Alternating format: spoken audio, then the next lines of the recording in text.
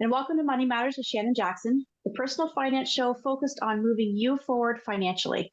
On today's show, we're talking about the most wonderful time of the year and preparing for back to school. Now, this year may not be so wonderful for some parents. We know that many household budgets are tight due to inflation and interest rates, the rise in the cost of living, and because of this, back to school may be creating some added financial stress for some families.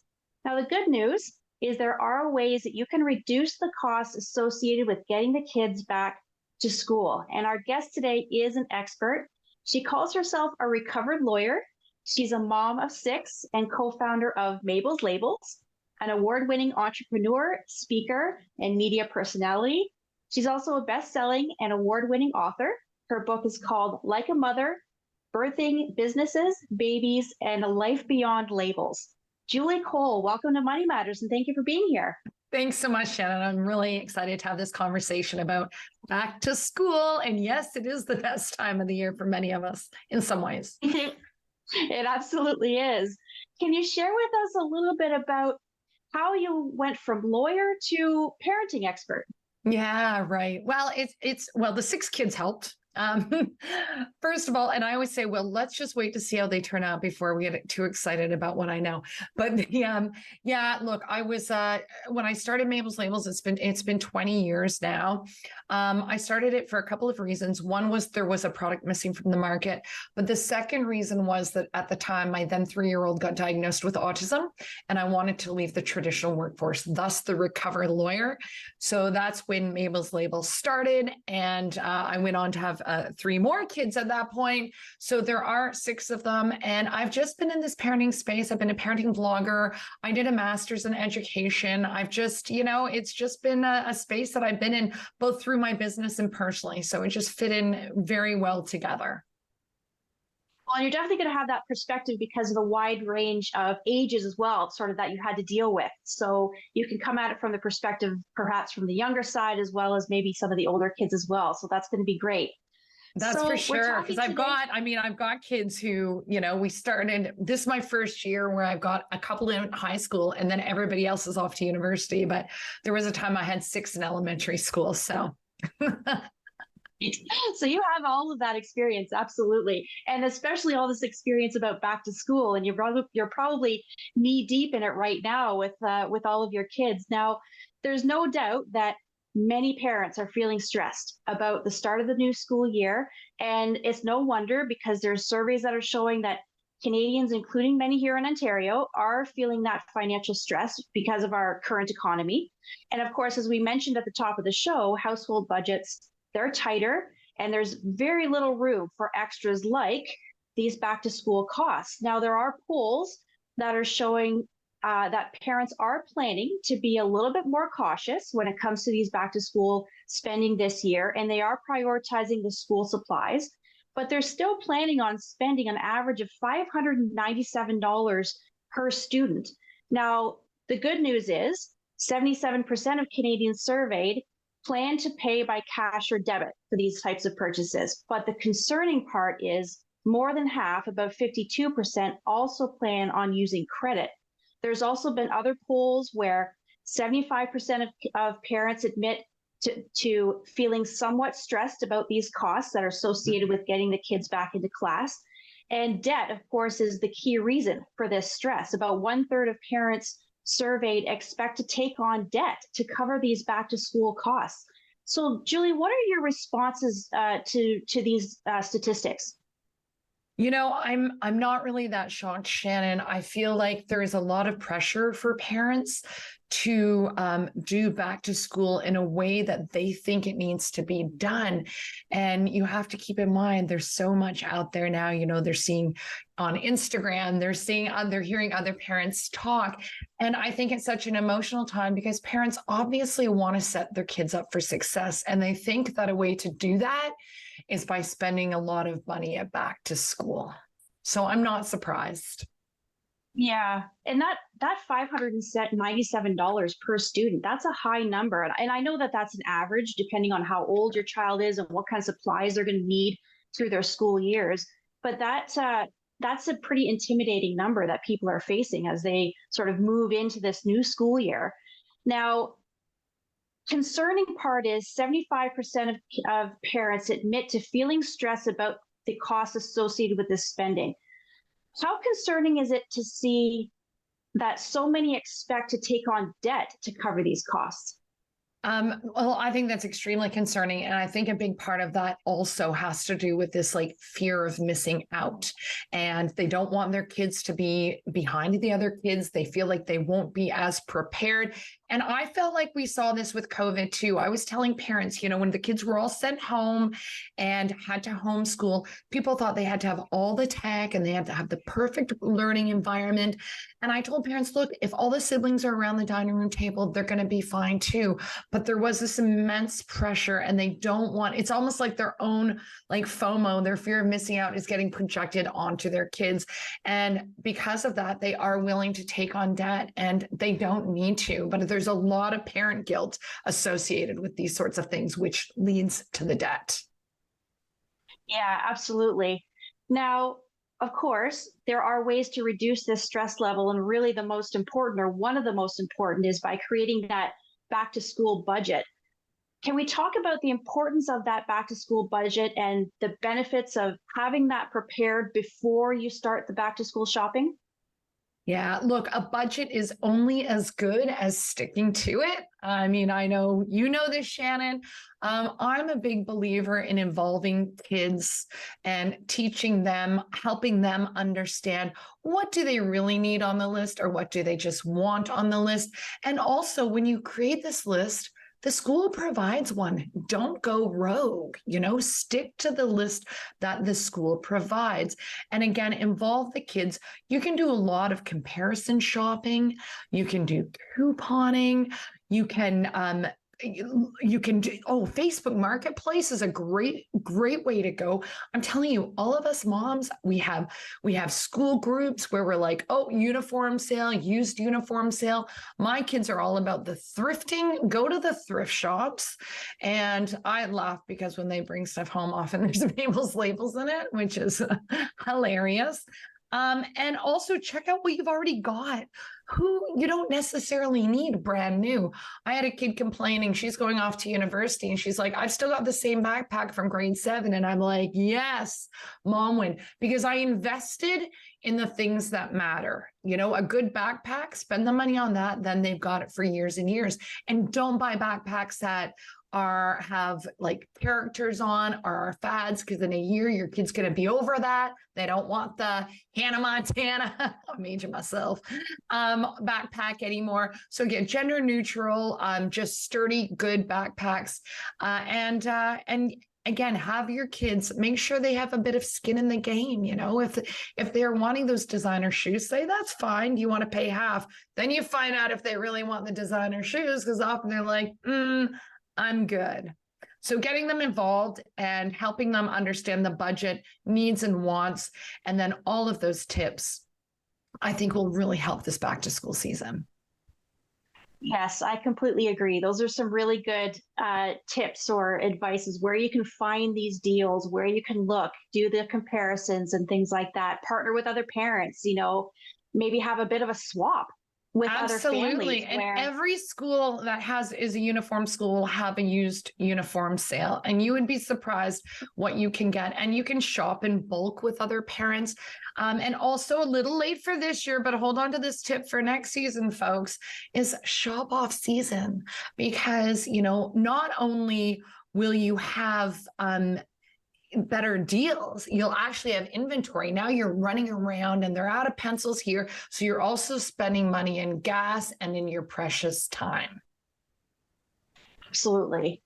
Now, of course, the bane of a mother's existence is preparing those daily lunches. Do you have any tips? I mean, with the cost of food being what it is, and unfortunately continuing to rise, do you have some advice for parents on ways we can save when it comes to those lunches?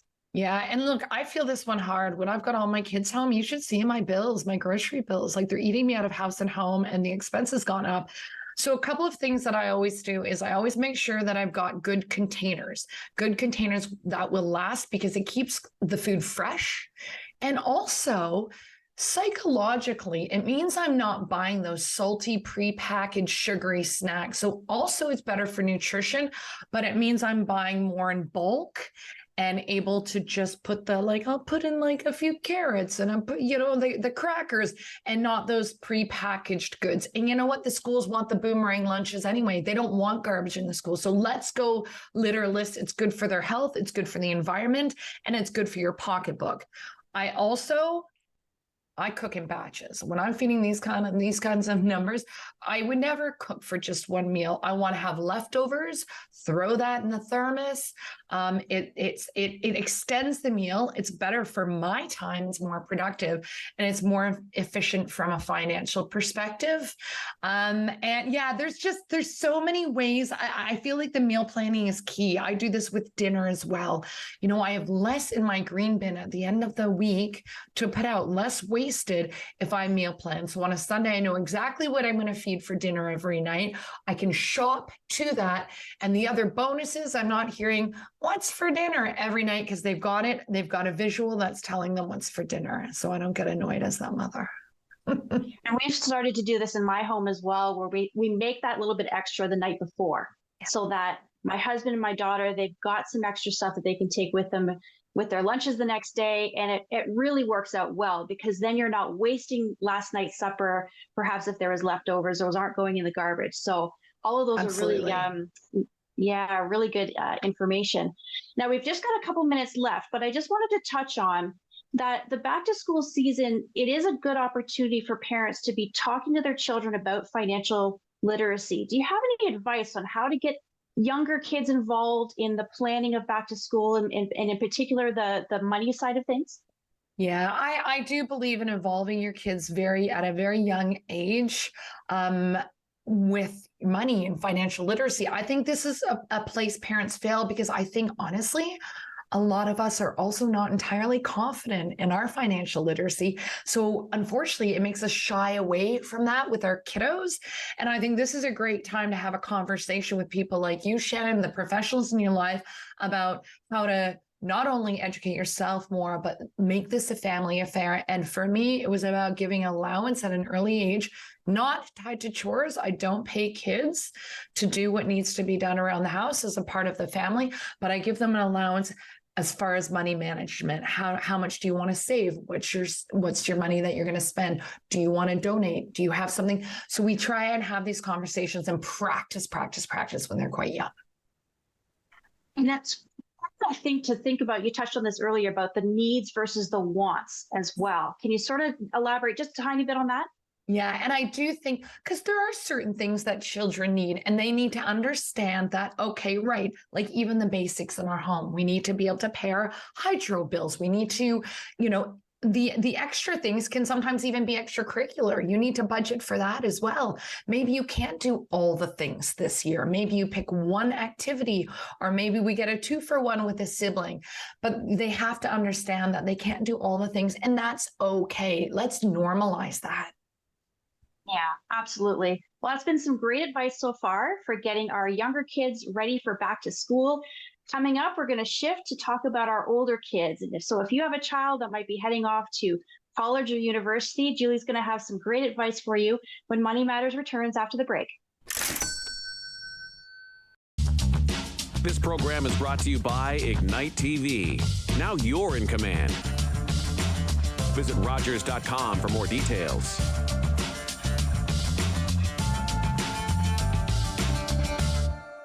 Today, I helped a parent feed their family by connecting them to a food program. Today, I helped someone connect with mental health supports. Today, I helped a couple struggling to pay their bills access financial aid. Every day, 211 navigators connect Canadians to critical government and community programs and services. 211. Help starts here. Focus better. Partner better. Sleep better. Breathe better. Love better. Work better. Friend better. Unwind better. Everything gets better when you get active.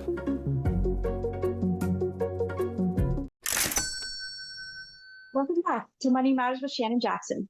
My guest today is Julie Cole, award-winning entrepreneur, co-founder, and senior director of Mabel's Labels. She's a speaker, a parenting expert, and a best-selling author of Like a Mother, Birthing Businesses, Babies, and a Life Beyond Labels. Now, our focus today is advice for parents who are getting their children ready for back to class within a budget. And in the opening segment, we focused on getting our younger kids ready. So now we're going to focus on our older kids, those who might be heading off to college or university. Now, surveys show parents of these older kids expect to spend a bit more. So they're thinking they're going to be spending an average of about $1,300. Now, 43% of those say it is because those kids need more new items. A third of those, 32%, attribute it to needing more big ticket items, such as computers or phones, or even the dorm room furnishings and decorations and things. So, Julie, what is your thoughts about the type of planned spending for our older kids? Right. And Shannon, I understand there is more of a tech element. I've got my fourth child heading off to residence for the first time. So I've done this song and dance quite a few times. Certainly there will be those tech costs, but I do feel like there is this, it's almost like this, and you see it, you see this on Instagram. All these college kids and university kids are posting their dorm rooms, and they're like something from Martha Stewart.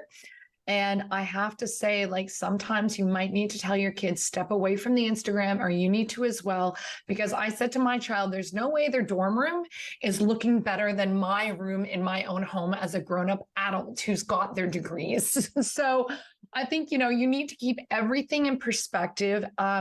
Yes, they are going to need some tech, but you're going to have this conversation with them. Let's go to the wants versus needs. They might want fancy throw pillows everywhere. They might want their single room.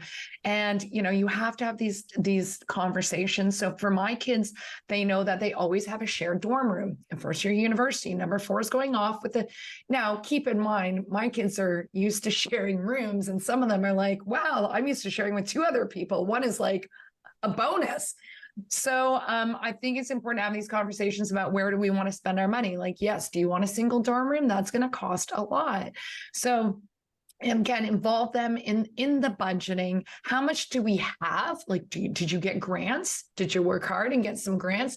Do we have RESPs? What are the expectations? Are the kids expected to pay just for like booze and books?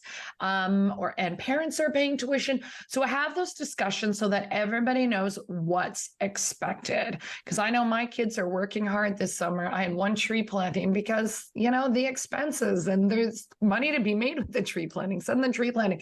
So just having those conversations about who's paying for what, budget for that, and even those weekly budgets, like how much can they spend on entertainment? How much can they have to work within these budgets? They have to. It's their step to growing up. Absolutely. And that sort of leads me into this next part, because there's the added stress of making sure that our kids are actually prepared to manage these things on their own. There was a recent TD Bank survey that said that 66% of Canadian parents are not highly confident in their children's financial knowledge for their current age. And an overwhelming majority of 89% say they would feel more confident if their child had improved their financial knowledge before they reached those teenage years. So like you say, getting them involved in those types of decisions, having them earn some money over the summer, seeing where that money gets contributed through the school year, I think is really important for kids as we prepare them into these later years. Would you agree with that? 100%. And, you saying from that poll that parents wish their children were more financially literate by the time they are teenagers. Hey, guess what, folks? That's on us, the parents, So we can't just wish for these things to happen. We need to be doing the work. We need to be role modeling. We need to be pulling them into these conversations. We need to take your 6-year-old and start their bank account and be like, okay, how much goes in? And okay, you got money from grandma for your birthday. What do we want to do with it? And this is on us, parents. Yes, absolutely. Yeah. Which really, it's going into that, having that money talk with our kids. What what advice do we need to be passing on to them as they transition from the teenage years into their independent years? And there's lots to go through, prioritizing those necessities and things like that. So you're absolutely right in everything that you're saying. Now, some universities and colleges will have those budget templates and support tools available on their website. So I do encourage our viewers that if you do have a student going into post-secondary, check out the school website, because there could be some resources there to get you started on setting up this budget and how you're going to plan spending. Now, of course, living away from home means that there's going to be more freedoms. And we know our kids are connected to our devices. You already mentioned about being connected to our Instagram and possibly having that fear of missing out, which can, as you say, lead to overspending on things that we don't necessarily need. So do you have any advice for parents when it comes to speaking with our kids about that fear of missing out? Yeah, I think a couple of things. I think, again, these are ongoing conversations that we're having. I actually try to role model that. If I can't go to something, I'll be like, oh, it's a little bit of a disappointment, but I have an early work day tomorrow. So the people going are going to have a great time. And this is one of those chances that I can't go. And my kids have been raised with this.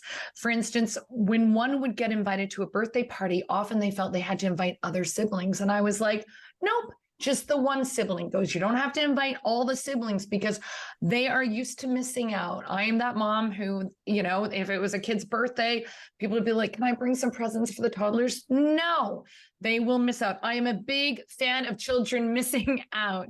But as parents, I know it's tough, especially when you say we're not confident in our kids' financial literacy. I think in those early days, it's okay to put training wheels on your kids when it comes to their finances. So maybe in the first year of university, we do a weekly check-in. You have that Sunday night call. Let's log in. Let's look how your bank account's going. How's your weekly budget looking? Having that ongoing conversation. As you gain confidence in the kid, maybe you do that once a month. Maybe you do that at the end of every semester. And the other thing is, it depends on the kid too. Like I've got one child on the spectrum, right? So he went off to university. His executive functioning skills aren't great. That's just how he is, right? He's got organizational deficits. He's time management can be tough for him. So if you have a kiddo who has problems with executive functioning, I have him actually, he works with an executive functioning coach, but our check-ins are more regular. His sister, who's 15 months later, I don't know what she's been doing. Like we give her our RESP money and she just has to budget it and manage it. And she can, and she does, right? So it does depend on your kid, but it's okay to put them on training wheels. I did this with my kids with phones. They went on training wheels with their phones. When they got a phone, I would check in regularly. I'm like, you know how to do this. You're not doing anything stupid on Instagram. You're not you're making right choices. I don't need to look at your phone, So again, know your kid, watch while you need to, but then for goodness sakes, let them grow up and give them, and maybe they'll fail a bit, but natural consequences are sometimes you fail, right? And our rule is we cover with our RESPs their tuition. But if somebody fails a course, they owe us the money for that, because to me, again, skin in the game, right? Right. Well, and speaking of that, because tuition, it's expensive in Canada. The latest statistics from Stats Canada says that a 4-year university degree is $96,004 for students who are living in residence, and then $48,074 for students who are still living at home. And of course, then many students have to rely on student loans or lines of credit in order to cover those costs. Do you have any advice for parents or students that might be getting this type of loan because it feels like a windfall, and that can be a challenging thing to manage? Yeah, for sure. And it does feel like it. But again, it goes down that budgeting. And if they think, I've got all this money and they think they're going to blow it all in the first year, they need to understand that then they are out tree planting. That is not going to happen. So it comes down to the budgeting. And I do believe that, having these conversations and role modeling, and even around things like credit cards, right? Because a lot of these kids end up getting their first credit cards when they go to university, correct, Shannon? Yes, absolutely. Because there's going to be that first week, Frosh Week, where the financial representatives are going to be there with clipboards, and students are going to be tempted to sign up for those cards. And they are easy to get, but there can be some benefits and not so good things about these cards. Any advice about how to handle those things? Yeah. So, I mean, my kids, when they get their credit cards, of course, again, this might be something, a training wheel situation where you're checking in. So of course you don't want to be getting, cash out on your credit cards. Like, I'm just not a fan of obviously, who's a fan of interest, right? And again, this has been a bit of a role modeling gig for me. Like, my kids have heard me say, oh, I got to pay my credit card off, because I have never in my life not paid off my credit card in full, because I refuse to pay. So, it's been a role modeling game, but of course they know also that it is good to build up that credit. So it is about having that conversation with them, Shannon, about the benefits of a credit card and also the pitfalls. Yes. The greatest advice I think that came to me when I went off to school was, when you get your credit card, treat it like a 30-day loan. And so pay it off at the end of every month. You'll never have to pay any interest on it. And that sort of gets you in the discipline on how to manage that card as you move forward. And I continue to give that advice to my clients when they come to see me, is to treat this card like this, so that you don't have to think about the potential downfall that could happen if you're not able to pay those things. Absolutely. And these are ongoing conversations, right? Like, I will, if something hits the news about somebody who incurred debt, and, we'll talk about people we see and we're like, how do they afford that? I'm like, we don't know what kind of debt people take on to afford fancy cars.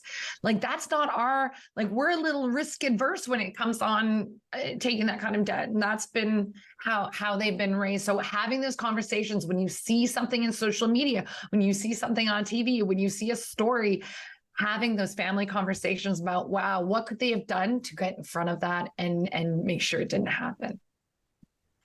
Well, we're almost out of time. Do you have any final thoughts for our viewers? Oh, wow. Well, happy back to school season. I would just say, if you want to find out more about me, follow me on my socials, you can go to mabelslabels.com/Julie Cole. And also, I mean, I have to say that labeling all your expensive back to school gear is a cheap insurance policy. So for all of your viewers, I would say use my coupon code, which is Julie15 when you check out, if you want to grab some Mabel's Labels. Otherwise, everybody have a great season. And it is the best time of the year. Julie, thank you so much for being here and sharing your advice. Thank you, our viewers, for watching. Until next time, I'm Shannon Jackson.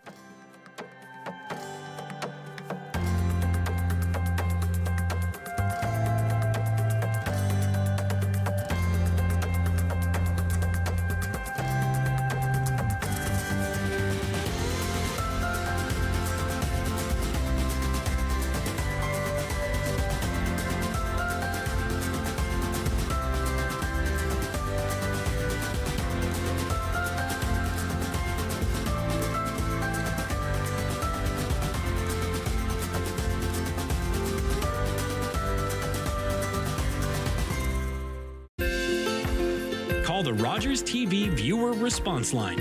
Email us or connect with us on social media.